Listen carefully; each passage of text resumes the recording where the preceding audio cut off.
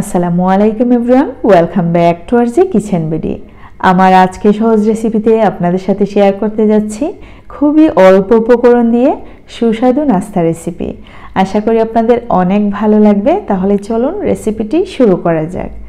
নিয়ে নিলাম একটি বোল, আর এই মিক্সিং বোলে নিয়ে নিচ্ছি প্রায় হাফ কাপ পরিমাণ ময়দা। দিয়ে দিচ্ছি একটু পানি, হাফ কাপ পরিমাণ হবে। এখন এই ময়দাটাকে খুব ভালো করে মিশিয়ে নিচ্ছি যাতে পানির সাথে একেবারেই মিশে যায়। দিয়ে দিচ্ছি স্বাদ মতো লবণ,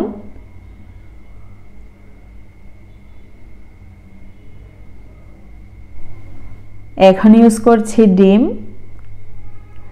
আমি এখানে 4টি ইউজ করেছি। আপনারা যদি 1 কাপ পরিমাণ ময়দা ইউজ করেন সেই ক্ষেত্রে অবশ্যই 8টি ডিম ইউজ করতে হবে।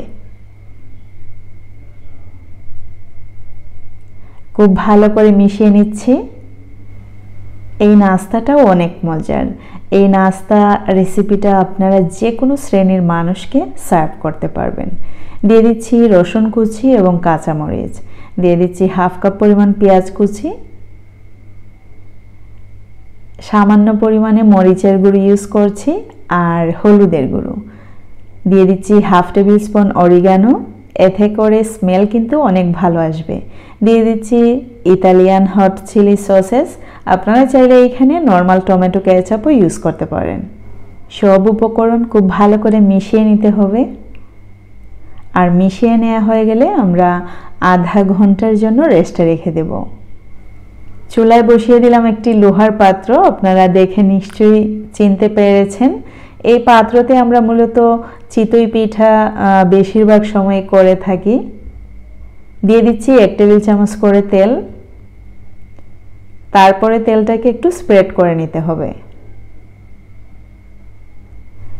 আমার এই রেসিপি যখনই আপনারা ট্রাই করবেন অবশ্যই চেষ্টা করবেন চুলার আগুন সমানভাবে দিয়ে নেওয়ার। যদি মিডিয়াম টু লো ফ্লেমেতে রাখেন অবশ্যই মিডিয়াম টু লো ফ্লেমেতে রেখে রান্না করতে হবে। কোনো অবস্থাতেই কিন্তু হাই ফ্লেম করা যাবে না। দেখতে পাচ্ছেন আমি দিয়ে দিচ্ছি ওই মিশ্রণটুকু। তারপরেই দিয়ে দিচ্ছি বিটরুট। দেখতে পাচ্ছেন আপনারা এখানে আপনাদের পছন্দের যে কোনো কিছু অ্যাড করে নিতে পারেন। হতে পারে ড্রাই ফ্রুটস, হতে পারে অন্য কোনো পছন্দের সবজি। ঢাকনা দিয়ে দিলাম 5 মিনিটের জন্য। আর অবশ্যই আমি আবারও বলছি চুলার আগুন সেম রেখে আপনারা রান্না করবেন।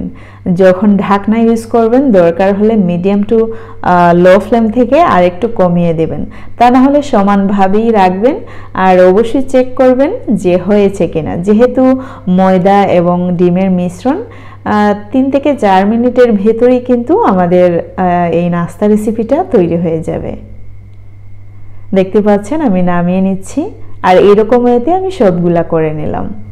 এই নাস্তা রেসিপি দেখতে যেমনটা না সুন্দর, খেতে কিন্তু আরও বেশি মজার, অনেক সুস্বাদু। আশা করি ট্রাই করলেই বুঝতে পারবেন। আমি উপরে দিয়ে দিচ্ছি কলার টুকরো। আপনাদের কাছে যদি কলা নাও থাকে ড্রাই ফ্রুটস দিয়েও এই রেসিপিটি সার্ভ করতে পারেন। তো আমার আজকের রেসিপি এই পর্যন্তই। আশা করি আপনাদের কাছে অনেক ভালো লেগেছে। ভালো লাগলে অবশ্যই একটি লাইক দিতে ভুলবেন না। আর বেশি ভালো লাগলে সাবস্ক্রাইব, আরও বেশি ভালো লাগলে ফ্রেন্ডস, ফ্যামিলি, এমনকি নতুনদের সাথে শেয়ার করতে পারেন। এই রেসিপি অনেক ইজি, কিন্তু আবারও বলছি সব শ্রেণীর মানুষকে সার্ভ করা যেতে পারে।